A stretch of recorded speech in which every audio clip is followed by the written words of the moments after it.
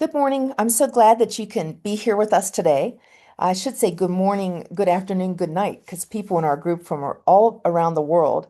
And I saw we're just almost approaching 47,000 people.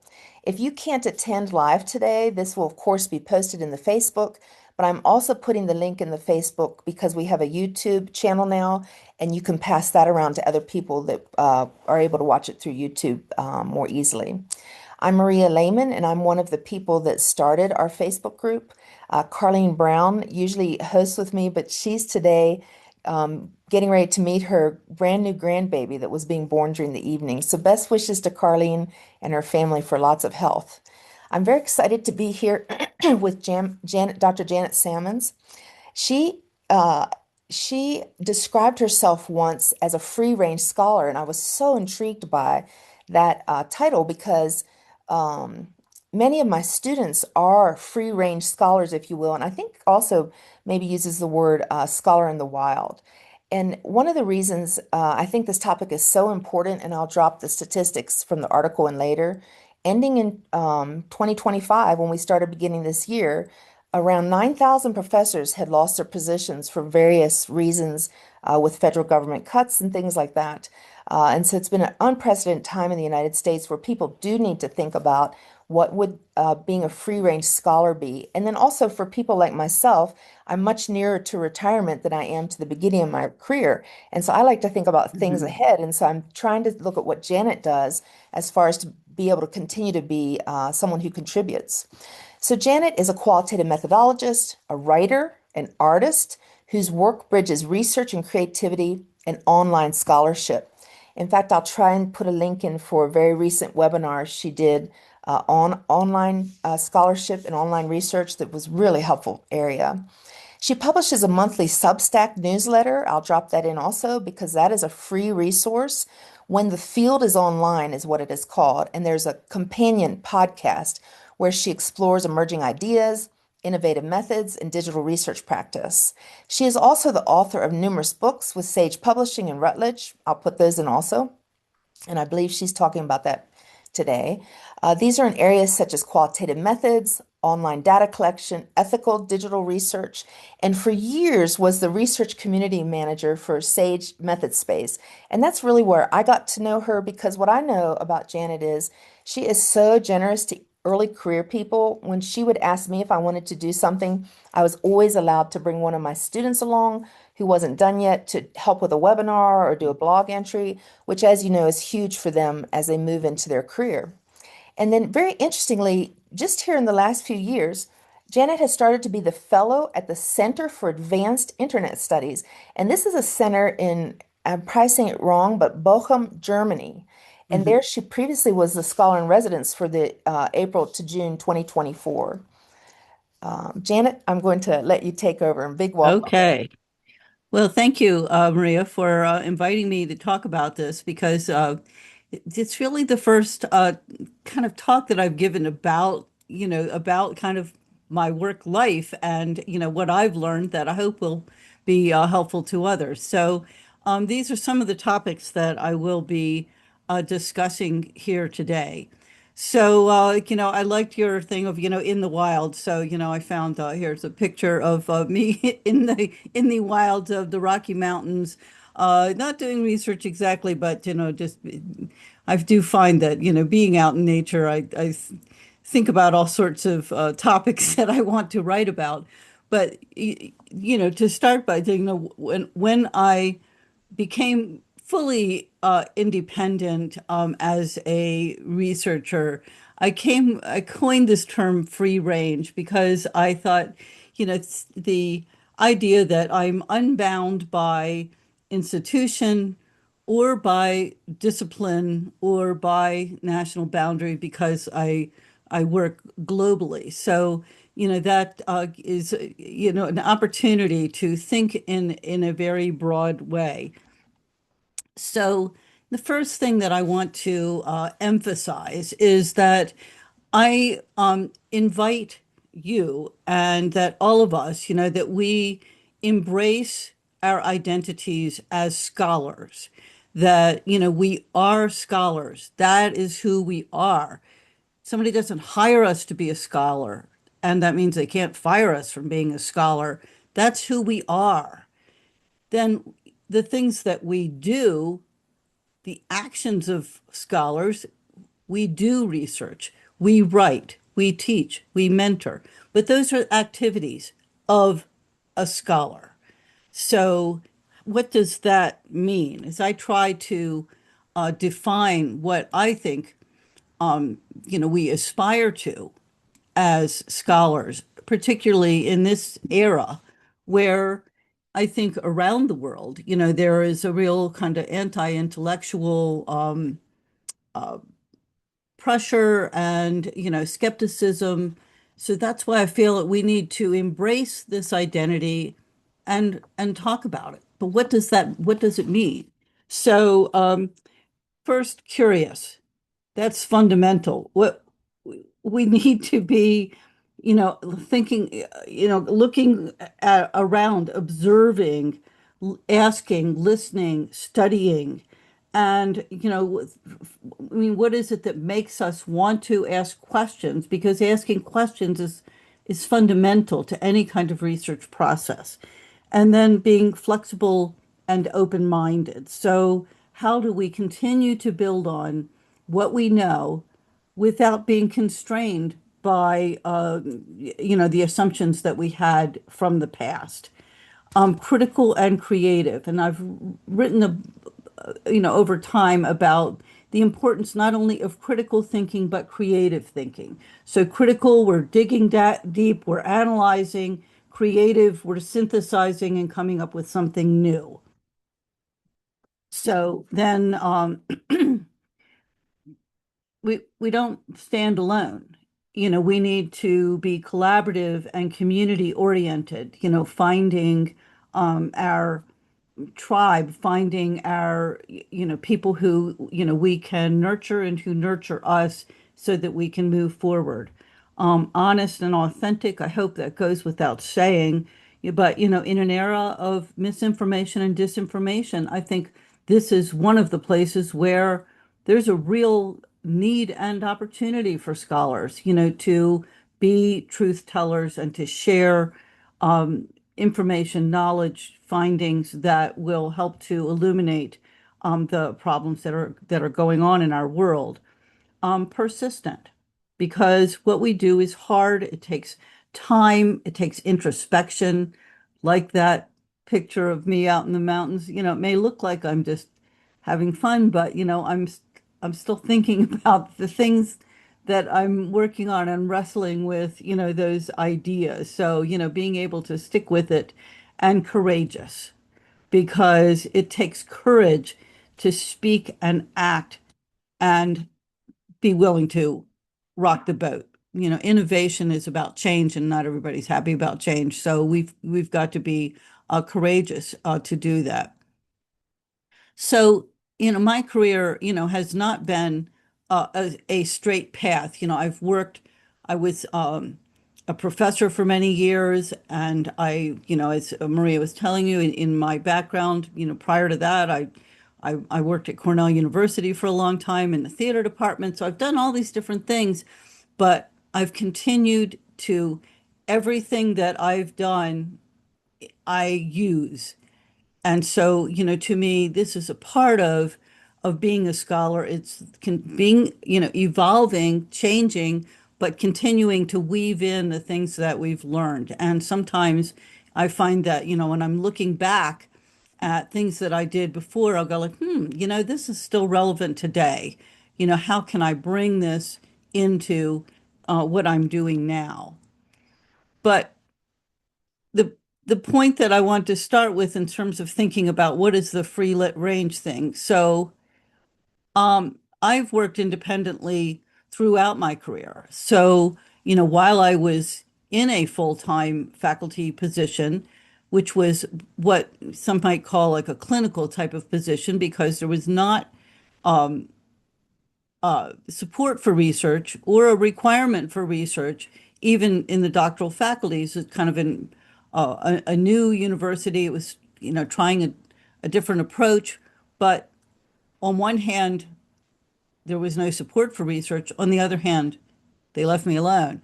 So I was able to kind of, begin doing pursuing my research interests while I had, that salary, so I continued to do independent work. So one of the things that I would suggest for those who are listening, is to think about, maybe maybe you had to take a job that was not the job that you would like, in terms of an academic position.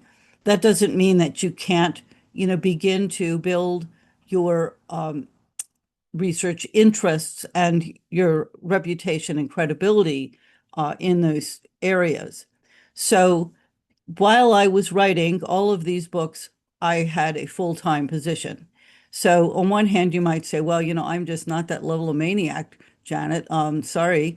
But, what is it that what is it that you can do that is building your reputation and that's giving you that, creative and intellectual outlet, while you are working. Now, I chose to focus my writing on books, because there was not a publication requirement where I taught. I felt, well, if I'm going to write something, I would rather write a book. I feel like it's a more substantial thing, and I'm just kind of an educator, through and through. So I'm thinking, well, these are the kinds of publications that will help people learn.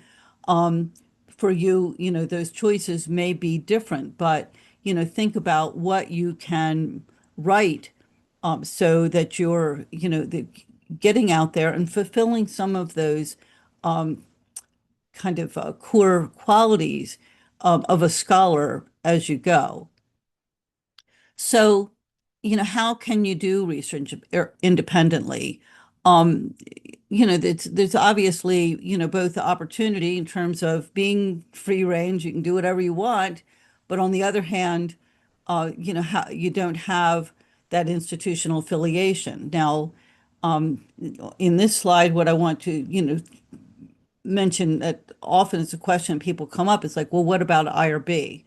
Well, the kind of easy way of approaching it is to choose projects that don't require informed consent. And I would say that's, primarily what I have done.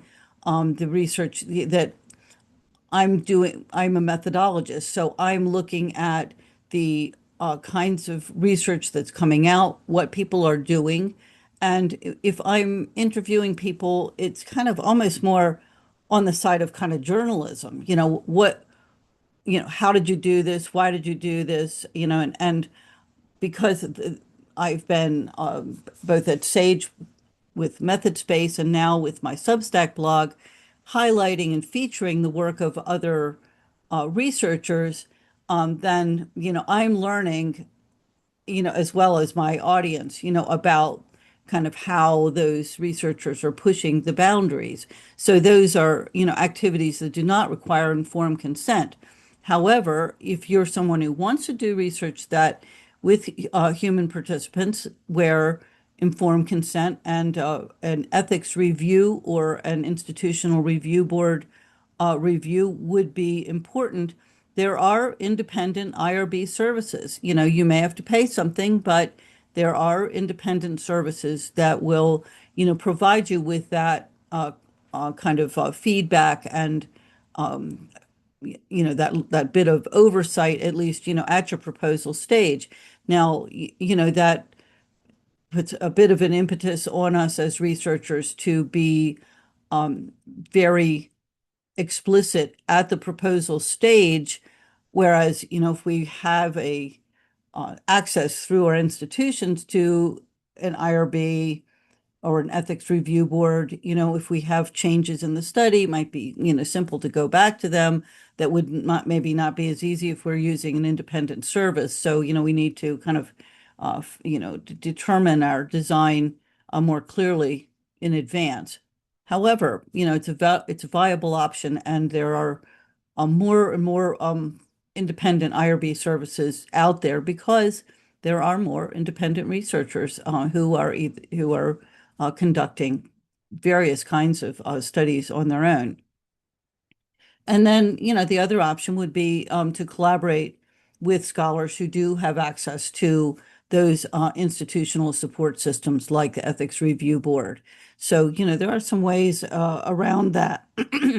The other part of this question that I didn't list out on the slide is that, when we're doing research independently, we don't have an institutional name to provide us with credibility.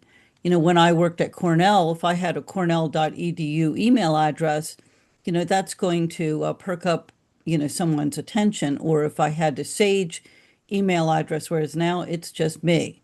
So, if you're thinking that you may either, want to cultivate your independent work, writing, publishing, getting your work out there, and I use the term publishing very broadly to include blog posts, newsletters, podcasts, videos, anything that's getting your work out there in front of people, so that, your name, when it comes up, and it will be, a welcome in someone's inbox.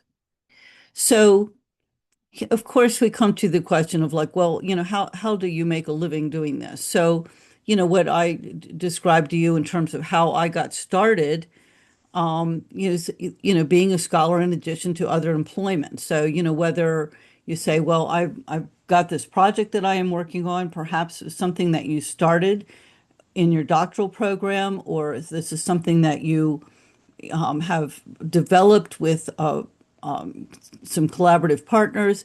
This is something that I'm going to focus on. Whether this is going to bring me any money or not, we'll see. But I'm have got some other employment that's going to pay the bills. So, that's one angle, and it may be, what I suggest to people, and I will I will give the link, because I have another, in addition to the When the Field is Online, another newsletter that is specifically about for career issues for academics, called Reimagine Research. And in that, we've been recommending to people, like, while you are a student, while you are employed, start thinking ahead, because everything is fragile today. And so, what can you be doing? Some, even if small, activities that you can be doing on the side to develop your reputation, to begin to find the ideas that, questions that you want to pursue, and to start taking some action towards those. Thinking broadly about, what those kinds of employment opportunities might be. If you're banging your head against the wall, trying to get a job in an academic institution, there are, other places where research activities occur, whether it's through full-time employment, or through contracts, or part-time projects. Another option is offering services in scholarly skills and practices. Now, this would be an option for someone who is more experienced, probably most likely not a new graduate. But, I see, a lot of independent scholars that I know, who are offering training. They're offering workshops, that are paid, and they're, doing projects like that allow them to make some income, and at the same time to be developing the reputation as a scholar. So I do this too. A lot of the webinars I do, I'm not getting paid to do, but I feel that it's helping me get my name out there, and it's also a service to the field. So I feel that it's a worthwhile thing to do, even if you aren't being paid. But, think about the kinds of skills that you have. So, I mean, one of the things that I've done as, kind of to bring in some extra income, is developing educational materials, because, I have a lot of experience in that. It's something that I can do. So, there are, different kinds of applications for scholarly skills, that could be something that you could do, as in a freelance capacity.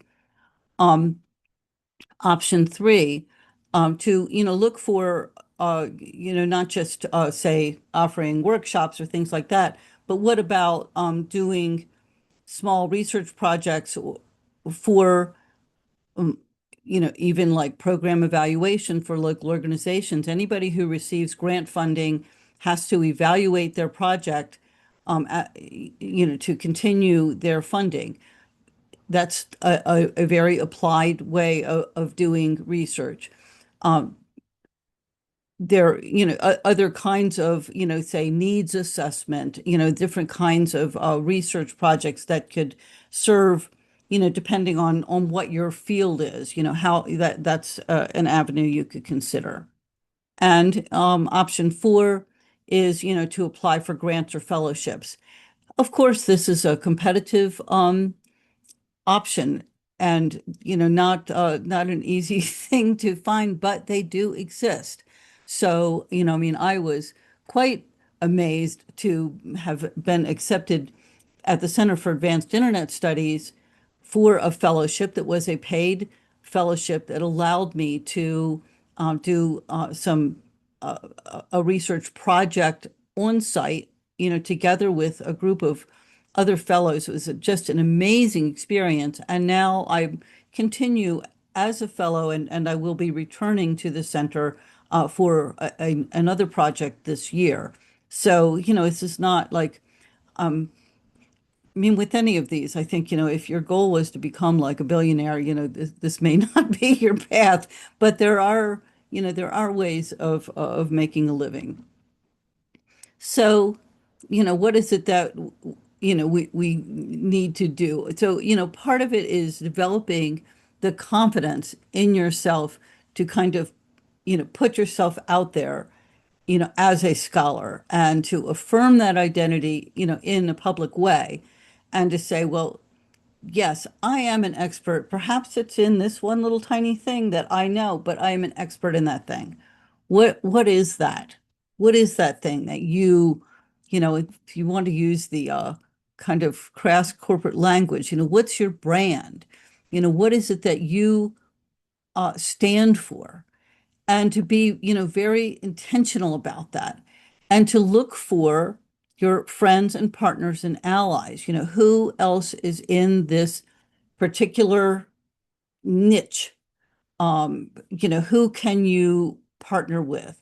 And one of the things that Maria mentioned that, I have an interest in mentoring and supporting emerging scholars, partly because in my work as a methodologist, I'm interested in the new and cutting edge approaches that people are using. And so I want to see, I'm not necessarily interested in the celebrity superstar researchers, but the people who are just coming up. And so, finding, I'm always, looking for those people. I mean, just, last week I did a webinar about digital ethnography. Someone has already followed up with me on LinkedIn.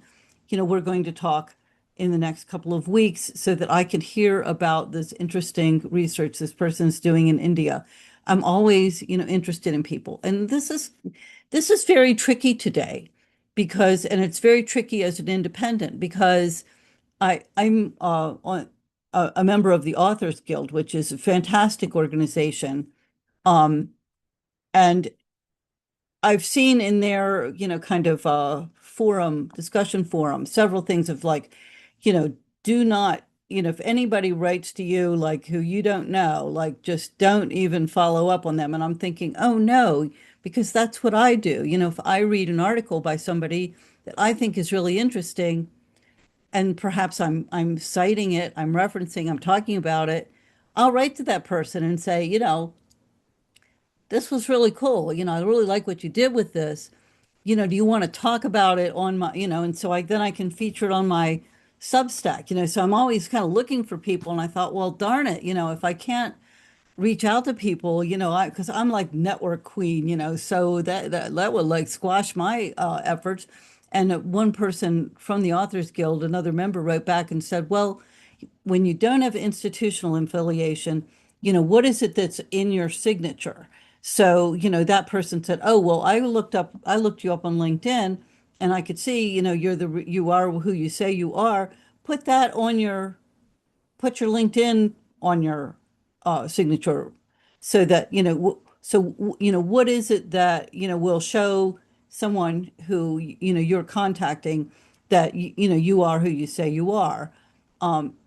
Think about, if you're someone who is new, maybe it's getting ready to graduate, or you're, at that stage, your identity that's online that might be oriented to your student life or to, other things, maybe it's time to say, like, how can I, tighten that up, make, a clear identity that shows that expertise I want to be known for, and put that in my profiles, in my online uh, spaces, that so when someone Googles me, what's going to come up? Is it going to show that I'm authentic? Start now. So even if you're in a solid, seemingly solid situation right now, it's a good idea to think about your work on your own as well. What's your part of a big project that you might be doing with others? How can you document that? What did you learn from doing your part of it, even if it's something that was completed with another group of people, or maybe even was completed as a student, or as an employment project. I'll share with Maria so you can add it to the materials on the Facebook and YouTube channels. Some very good advice about, creating, say, a separate email, so if you are employed, you are a student, but to have your independent identity so that, if that position goes away, you haven't lost your network. So not only finding friends and partners, but holding on to them over time, which is, takes some effort because, people are busy. So, start now, and also, have some fun. So this, I found this quote and I thought this was really on the mark for me. So, um, why do we, want to be an independent or free range scholar? And things that she mentioned here, I feel, very much resonate with me. So in this top one, advocacy. Now, I feel that, one of the things that I can do, and if you follow me on LinkedIn, you will see that I am speaking up about the things that I feel are important about ethical, authentic, qualitative research in this era where there are moves afoot that are taking things in another direction. So I can advocate in a way that someone who is just trying to get a job, or maybe is an assistant professor and has a mortgage and a baby, can't do, because they're more vulnerable. Like, what can they do to me? They can't fire me because I don't have a job. So, I can speak up, and I feel that that is a point of social responsibility. We need the provocative voices, and we need there's a concept in the past of the public intellectual. So, part of being an advocate, it's kind of being a public intellectual, speaking up, telling the truth, and communicating research knowledge and scholarly knowledge in a way that other people can understand. Community engagement. I mean, this is something that, I'm just, as I say, I'm a real networker. I love to interact with other people. I'm curious about, what everybody is doing. So I find that community engagement is really revitalizing to me. And, one of the things that we want to counter as an independent researcher is that it can be very isolating.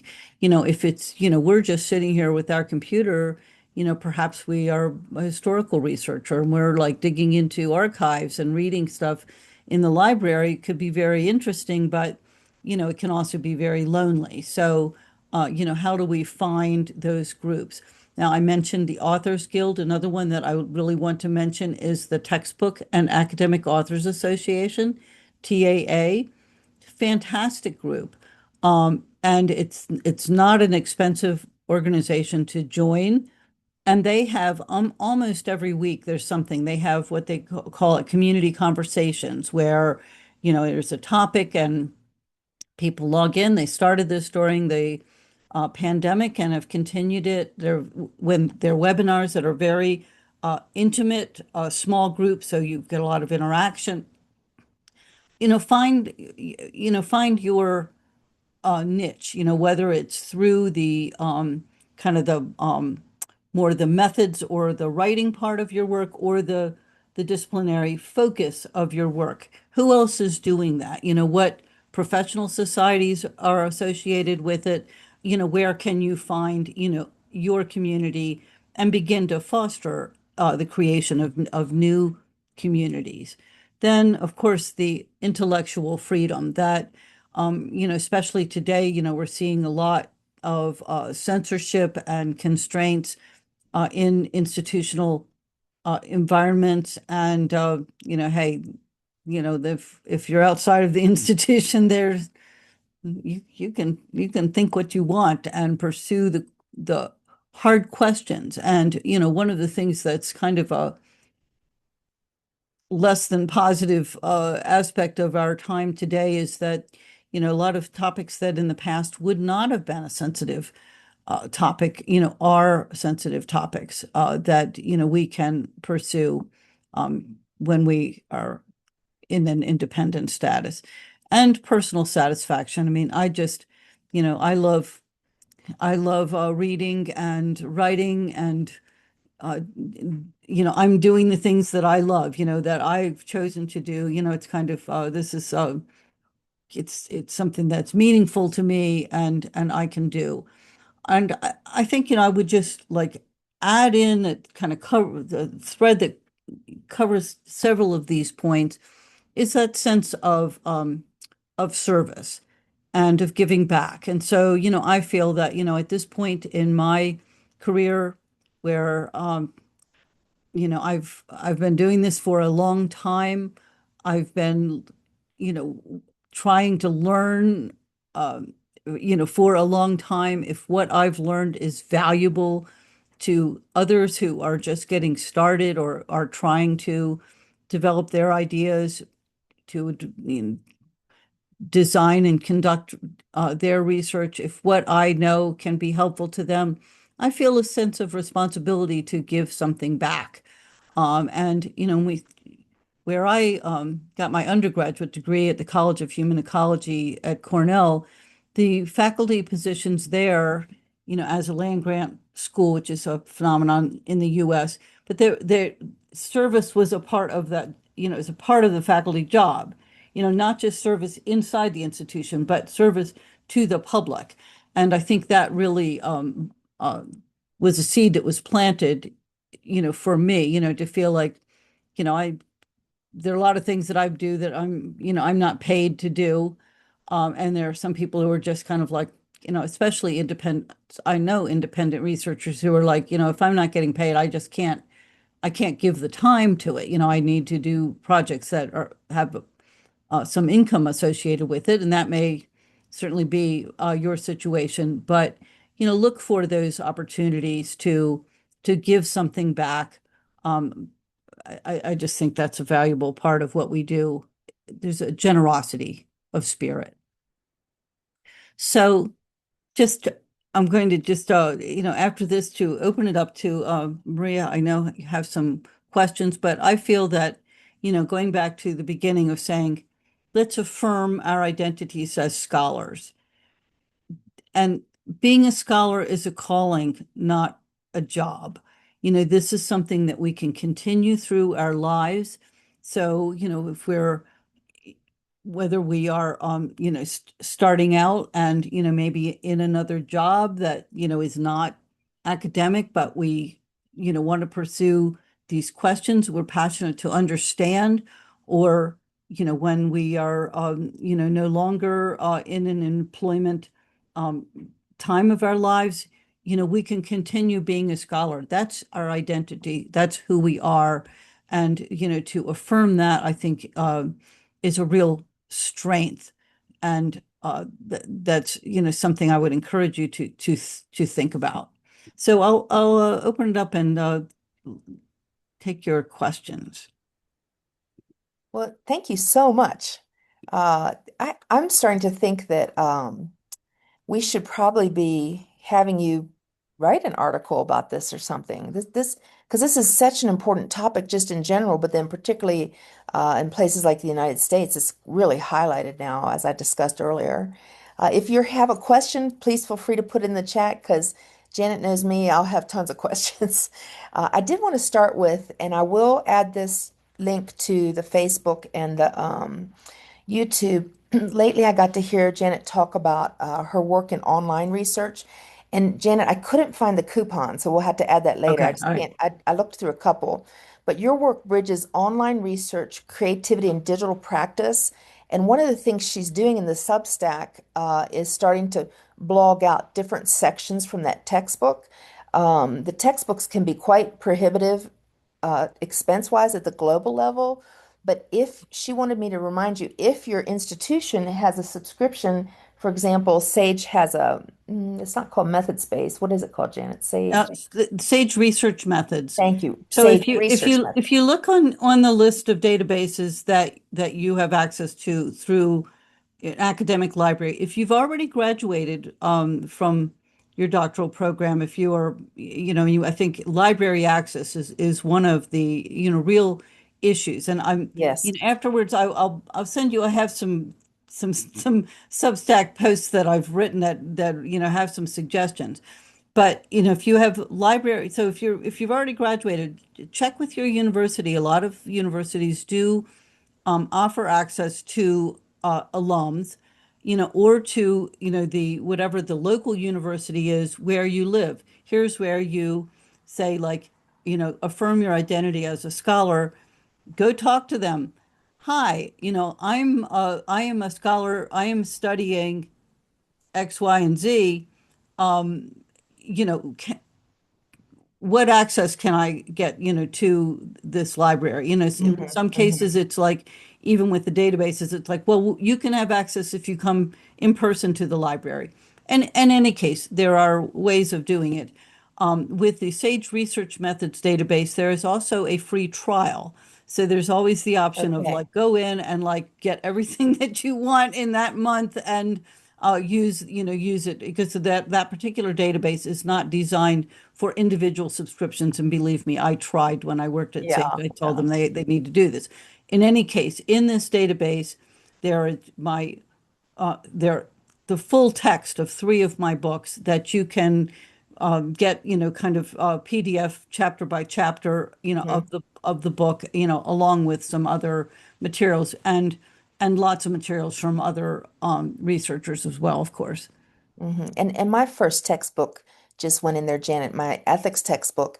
And so if you're an instructor or someone at an institution, you can link all of that to your Right. courses. And which made me think of, I'm going to get back to this question. One thing I thought about when you were talking, some of my students who are primarily independent scholars, scholars in the wild, if they adjunct one course at a Mhm. university, they can always use that university Right. address, they can use their library, and there's a variety of Mhm. things that come with that. And of course, we would always let them, I assume any university would, but my university always lets them do their IRB through us too as an adjunct. I guess I assume they would. But what I was thinking about is how do online spaces expand what the scholarship can look like then? Well, I think that, this is a very tricky issue today. And this was something that, we're talking about in the webinar from last week, which you could link to that, if people are interested, that recording is available. That in the in the general public web, we're seeing, quite a change, from the past.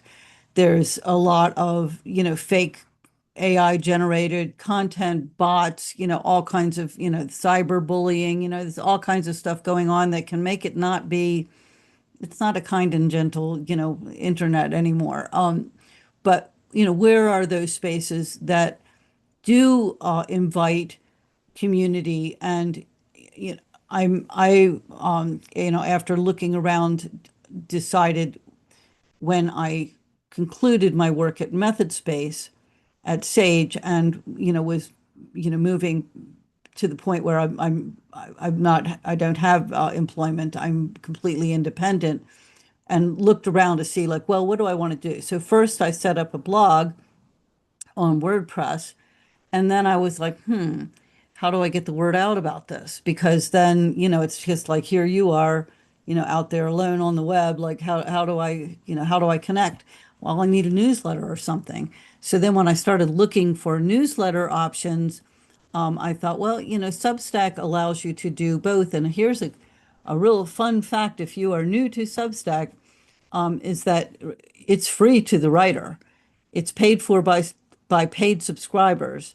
So as a writer, you have a choice. You can make your Substack completely free, or you can make it paid, or some of both. My newsletter is entirely free and open access, and my archives are open access. I have a paid level of subscriber for those very kind people who want to support my work, and I provide some additional resources to for the paid subscribers. But the value of being in a place like Substack, and there may be others, I know Medium is another similar kind of thing. There may be others where you are located that are more regional or that there are other places of this kind. But the nice thing is that we're building bridges across our, so it's not like you're just there just on your own. I've met two people in the almost 2 years since I've been doing Substack. I've met two people who are now actively collaborative partners, and they will be going with me to the Center for Advanced Internet Studies next fall if the world doesn't blow up between now and then. We can actually fly across the ocean by that point. Ugh, So, I've been able to find people who are of like mind, and then, it's a you think about the concept of like amplifying each other's work, not competing like, well, I'm better than you and I've got more readers, followers, or whatever, but more like, how can we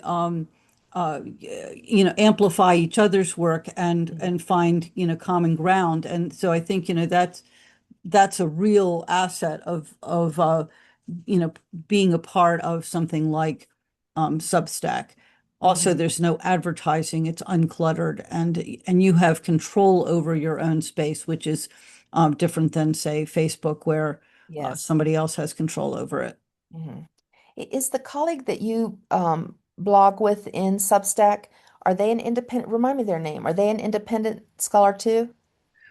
Um, so the one person there are multiples in there, and some are and some aren't. So, the Eleanor Pritchard, Yes. who I am collaborating with on the Reimagine research that is Hmm. oriented towards people in transition and thinking about career, and that she works for Oxford University. I see. So, Okay. so she is, but she's walking the talk of what I've just described, because she has Hmm. her independent work that she also does, where she is working particularly with um, kind of academic writing with doctoral students and recent graduates. So, she does a writing group, she does a writing retreats and, things like that. So she's got that independent piece in addition to her work at Oxford. One of the other people I work with, or, have kind of cross-link with online, um, stepped down from a tenured academic position to start her independent practice. Hmm. And so Hmm. she's using her Substack, think almost like a portal into Okay. her independent work where she does coaching and different kinds of she's also in academic writing, but writing groups, coaching, mentoring, all kinds of stuff that, this is her job, that she has created as an independent thing. And you think like the Substack is kind of like the storefront. And then Hmm. within that, so there, you could subscribe to her free newsletter, but then, that is an entree, into Yes. the other services that she provides. So that would be an example of the providing scholarly services that allow you to keep learning. Hmm. You've got some income coming in, but you're also able to pursue your own work. And would you say Helen Cara is independent also? Helen Cara is a fully independent, and she Hmm. has never had an academic position, whereas I spent um, I mean, I was in a professor position for almost 20 years, and before that, I worked at Cornell in a program director position Okay. for a decade. So I had a lot of time in the academic institution, whereas she has been independent from the beginning. So in those options that I gave, she has done a lot of contract research where, you need some research done for your organization or your agency. And you hire somebody to do a needs assessment, an Hmm. evaluation, whatever it may be. Um, as well as writing and publishing, which I didn't put in there as kind of a money-making thing because it's Yeah. not a big moneymaker. It's kind of more of establishing your reputation, but it's not, um, it's Yes, I just got my royalty check from one group, which was nothing because there wasn't enough this year. So, so I hear you. I know it's yeah. in the libraries, but that it's a work of love, I guess I should say. So, Yes, right. building on what you were talking about with Substack, so given that you had traditional scholarship and then moved to that, how do these platforms and do they change the relationship between you and the audience, the Well, scholar? I mean, it's interesting when so for my Substack, which, like I say, I've been doing this for about a year and a half now. Okay. I have readers in 81 countries. Mm, And, so, in terms of the audience, I mean, I don't hear a lot from them. I don't get a lot of, welcome comments. I don't get a lot of comments. So, but then, it's always interesting because when I'm out in the digital world doing events like this, and people be like, oh, yeah, I already subscribe. I love your newsletter. And you're like, oh, well, that's nice. Like, how do I mhm, know? Like, so I mean, I think, I mean, on one hand, it's like, well, this is the case with any kind of writing. You write and you send it out to the world. Like, you don't know, like, who got your book, unless they cite you, where then you can see that they've cited you, mhm. otherwise, it's kind of hard to really know. So all I mean, I find it interesting, for example, so you could see like of my books that are up there. So the one Cases in Online Interview Research, which was 2012, whereas my most recent Sage book was 2022. Hmm. But that one from 2012, when I'm getting the things like, I would say every other day I get something. You have a new citation. It's Yeah. always from that cases book. Hmm. And Hmm. why? I don't know. Maybe because it's in the Sage Research Methods database. I don't know. Somehow that's the book that gets cited. There's a Yes. whole nother angle of kind of research about your own work that's like a citation analysis. That's a Hmm. really interesting thing to look at, if you're kind of later in your career to kind of go like, well, what was it that I wrote that ended up being referenced by someone else, and what wasn't. I just figure that, if people are reading my work, then I must be, they wouldn't, there's so much out there. If if it wasn't resonating, they wouldn't be reading it. So, just in general assume that, well, but I think that, say, for example, when one of the things that I feel and that people tell me, so if you're thinking about that thing of like, how do I identify my expertise? Well, ask people or listen to how people describe your work. So one of the things that people have said to me over and over again is, well, that I explain things in a very clear way. And Hmm. I think that Hmm. that was a skill that I learned from guiding doctoral students for many years of trying to explain stuff to them So when I'm trying to explain things, I'm thinking about how can I start from square one, thinking like almost like the Bloom's taxonomy, the bottom level, it's like that foundational. What's the foundation? Defining my terms and explaining stuff, not just assuming that, what it is. If you already knew what it is, you don't need to read my stuff. So, to try to explain things. And this, I feel, going back to what I said about being free range, of being multidisciplinary, I think that our world, I mean, my PhD is in interdisciplinary studies. So Mm-hmm. and as I said, I went to College of Human Ecology, which is interdisciplinary. That's kind of been my approach all along. But I think about, like, say, the old academic world where if I'm an education scholar, I'm reading education journals, they're paper things that come in the mail. I'm going to the Education Association conference and talking to other educators. That's not how it works anymore, right? You put the search term in the database, you're Mm-hmm. going to get, like organizational psychology and business and humanities and all these different things. Well, also the people who are reading your stuff are coming from all different fields. Don't assume that they know what you're talking about. Define your terms. Start, start at the beginning and give people the kind of stair steps, to be able to understand, what it is you're doing. I think that, with my public facing work that I'm doing now, that say compared with when I was doing it Methodspace, where I would assume that some foundational level of knowledge, because people who are coming here, to this site are people who are of an interest in research methods. They're coming through Sage Publishing, that's a publisher known for research methods. They've got some base level, whereas now I'm Mm-hmm. writing for the general public. So, it's much, that's a little bit different. I recently did a webinar for the digital ethnography group at Oxford. And I was like, well, I was like, "Ugh, yikes. These people are already, like they're not at square That's so one. exciting. Yeah. They've got, now I can speak at a higher level, at a more sophisticated, more in-depth level. Mm-hmm. So thinking about your audience, who is it you want to reach?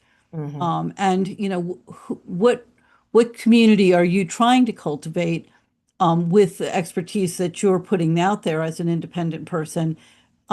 But again, if part of the the kind of publishing strategy that you have is the public space of the online world, to think in terms of you know define your terms, give that basic information so that you are walking, giving people a way, an entree into understanding the ideas that you want to share.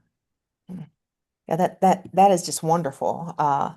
And if you're attending here, I'll cut the recording off shortly in case you want to ask anything verbally. So let's move towards closing. I kind of think this last question is silly from everything you've been talking about, Janet, which I wanted to ask you, was there anything you wanted to highlight, of all the things you were doing as we exited? And all these things are really new and exciting too, but was there something we didn't discuss or I didn't ask you about that you wanted to highlight? Um, well, I mean, one of the topics that, we hear a lot about today is self-care. And I think that's something that, I mean, as an, in the best case scenario, when we are, working in, whether we're working in academia or another setting where we have colleagues, we have a team, we have times where we're having fun together in addition to working together. There's and we don't have those things when we're independent. We're on our own.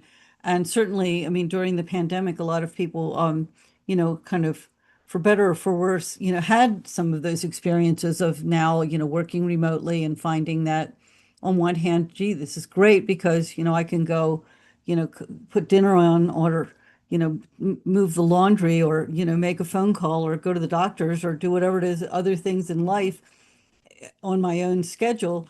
But but the downside is that we're on our own now. For me, it's like I've, as I say, really had the intention of creating a network of people who um, I trust, and that's important to me. I also, I feel like my artistic side, and doing creative things, is something that's really nourishing. So, think about what those kinds of things are for you, as you're, navigating the, this kind of crazy world that we're in right now, which can be, quite anxiety producing. Yeah, the concept of self-care for researchers, it tends to be something we research and we need to be thinking about it for ourselves also. I Right. absolutely agree. And I really see this with the students too. I talk about this is your real life. When we're getting our Mm. PhD, we often say, well, then I will. And I'm like, this is actually your life now. So Right. work on Start what now. can you do about it now to make it better if there's difficult areas. Yeah, exactly. It cues you up for success as you exit. So anyways, thank you again so much, Janet. I always enjoyed talking to you. And I told the group we're both in Colorado, and it's also a silly thing where we actually have not physically met yet. We're about how many miles? Maybe a 60-minute drive. Just that's because of congestion, though. So not Yeah. that far. So we have a goal. We're going to meet each other and get coffee. So thank you so much. I wanted to tell the group that next month, Dr. Den Chai, a colleague of mine in Thailand, will be giving a presentation on writing and publishing. And I actually invited him after seeing it because I thought it was so well crafted and had so many different examples that I wanted our group to be able to see that also. So we'll be advertising that, and we'll be reporting on if the gender of Carlene's baby grandchild that was just born and what its name is. So, okay, thank you.